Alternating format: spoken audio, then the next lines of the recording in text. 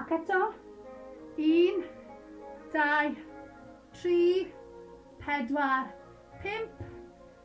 Ac am y tro olaf, 1, 2, 3, 4, 5 ac ymlacio.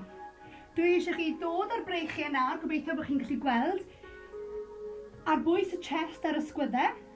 Ni'n mynd i roi un braich allan yn fflat ar y llawr, cadw'r braich arall wedi plygu ar bwys y chest.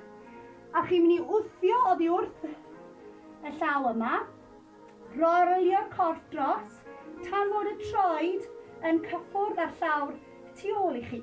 Mi ddylse hwn ymestyn o'r ysgwydd sydd ar y llawr a rhoi twist hyfryd i'r corff. Os ydych chi eisiau ymestyn ymhellach, gallwch chi roi'r llaw i fyny i'r awyr, neu hyd yn oed dod â'r llaw i waelod y cefn fan hyn. Cofiwch, mae yna 3 opsiwn, cewch chi bles sydd yn gyffyrddus i chi. Yn araf bach, rolio yn ôl, a'r un peth yr ochr arall. Y fraich yma'n dod i fewn, y fraich arall yn ymestyn ar y llawr.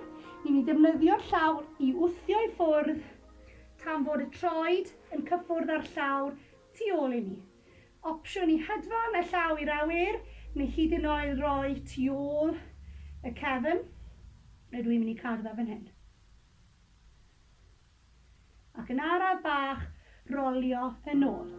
Nawr, ni'n mynd i wthio y llawr i ffwrdd, chydig bach. Ni'n mynd i ddod â'r coes rhwng y ddwy law, a ni jyst yn mynd i siglo yn ôl ac ymlaen. Fe allwch chi roi penglin cefn ar y llawr, a ni'n mynd i symud, mae hwn yn agor y rhan yma o corff, nôl ac ymlaen, nôl ac ymlaen. Defnyddio'r dwylo i wthio a cyfnewid. Y penglin a'r troed yn mynd i lawr, ac yna siglo'r corff yn ôl ac ymlaen. Mae'r symudiad hyn yn symudiad newydd. Mae'n heriol, ond mae yna sawl opsiwn gwahanol. Felly, fe wnawn ni cyfnewid, a mae'r coes cyntaf nawr yn dod trwyddo, a mae'n mynd i orffwys ar y llawr. Pigeon yw enw hwn. A'r mwyaf agos mae'r troed yma i'r corff, y rhwydda mae'r symudiad yma yn mynd i fod. Os ydych chi'n ymarfer gymnastig, yn dawnsio, neu'n jyst yn hyblyg tu hwnt, fe allwch chi tynnu'r troed i ffwrdd o'r corff i gwneud mwy heriol, ond am heddiw ni'n mynd i cadw'r troed yn agos i'r corff. Dyma pigeon, a mae'n ymestyn y cyhyr fan hyn i gyd. Ni wedi bod yn defnyddio fe yn ein ymarfer corff, felly mae'n bwysig ymestyn. Rydw i'n hoffi siglo yn ôl ac ymlaen. A'r opsiwn hyd yn oed i ddod lawr ar eich penelyn. Os mae hwnna'n ormod, cewch nôl fan hyn. Cofiwch i wenu, gobeithio bod chi'n dechrau teimlo chydig bach yn fwy ymlecledig. Ac yna, fe wnawn ni cyfnewid, wneud y gwbl un peth yr ochr arall. Troed yn agos i'r corff am heddiw, siglo nôl ac ymlaen, ac ymlacio lawr i'r penelyn. Hyfryd.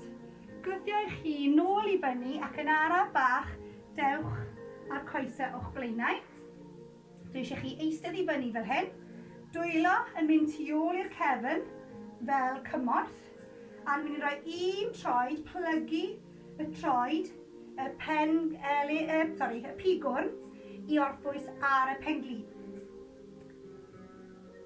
Ceisiwch gwthio y penglin yma allan, felly chi hyd yn oed symud nôl ac ymlaen.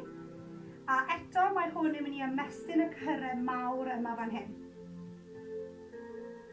Gwthiwch y chest i fyny'r awyr, gwthiwch y llawr i ffwrdd, dyn ni ddim eisiau gwasgu i lawr, ni eisiau bod ni yn proud ac yn ymestyn pob peth ac yn cyfnewid.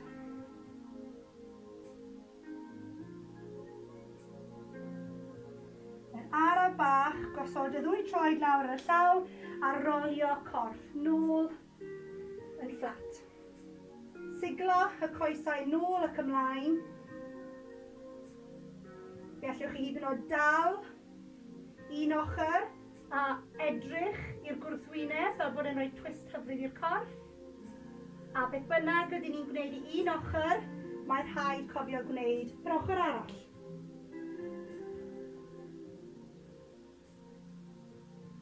Nôl i'r canol, tynnu'r pengliniau i fewn a cyfle i rolio a rocio nôl ac ymlaen.